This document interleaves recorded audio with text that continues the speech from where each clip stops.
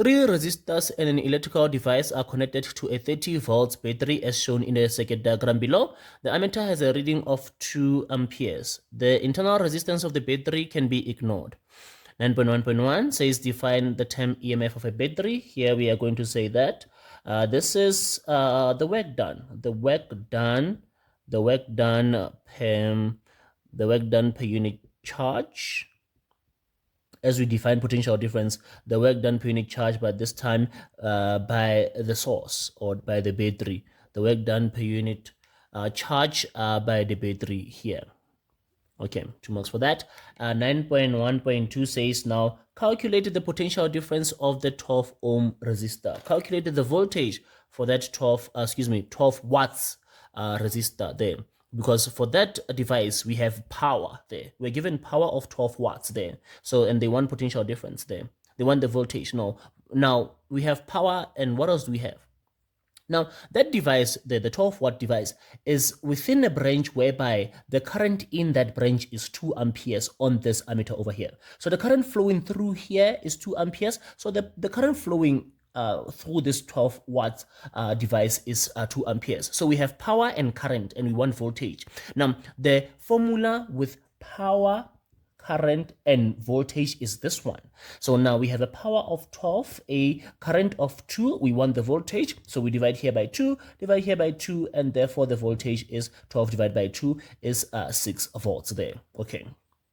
Now, 9.1.3 says now calculate the total resistance of the circuit. Now, we can't calculate total resistance as long as we do not know what is the resistance of that 12 watt resistor there. So now we must also calculate the resistance there. So with the current that we had, even with the voltage here, we can use any formula for power that has resistance there. So now with the current that we have, so let's say power, in terms of current and resistance, we have a power of 12 and a current of 2 squared. Now let's solve for resistance there. So now our power is 12, 2 squared is 4R, divide by 4 over here, divide by 4 over here, and our current is 12 divided by 4, which is going to give us 3 ohms there. So now we have the resistance now. We use that current and power to calculate the resistance there. So we have, now what we have? We have 6 ohm resistor.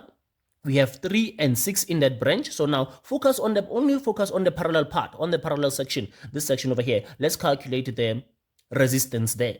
So now what we have here is we have 1 over Rp is equal to 1 over the current in the first branch plus over the resistance rather of the first branch over 1 over plus 1 over the resistance of the second branch there.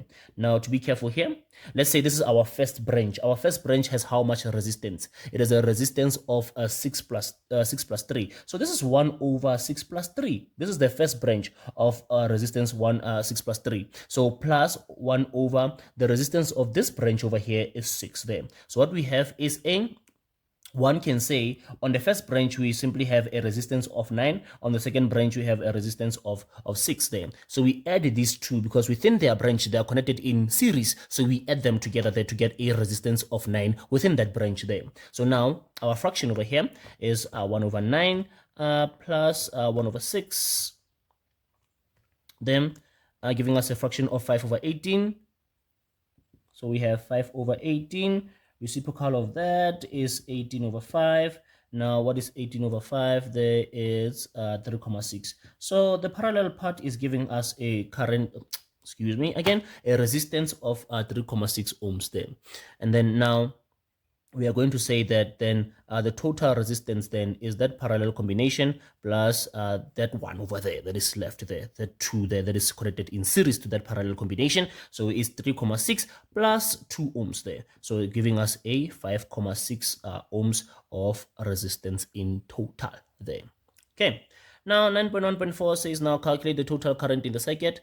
We have the total voltage and the total resistance. So we're simply going to say current is equal to voltage over resistance, total current, total voltage, total resistance. So we are going to be having a voltage of 30 and a resistance that we have just got there of 5,6. And then this is going to be 30 divided by 5,6, giving us a 5.36 there. 5.36 amperes there. Okay, Now, to calculate the potential difference across that device, there are 12 watts device, one for the formula, one for the substitution, one for the answer there. Now, to calculate the total resistance there, so definitely one for the answer over here to get that, and then one for this answer over here, one for this substitution over here, one for let's say two for this calculation over here to get a 5, and then total current in the circuit 1 2 there, 1 2 for that there. So we see a 12 there. Okay,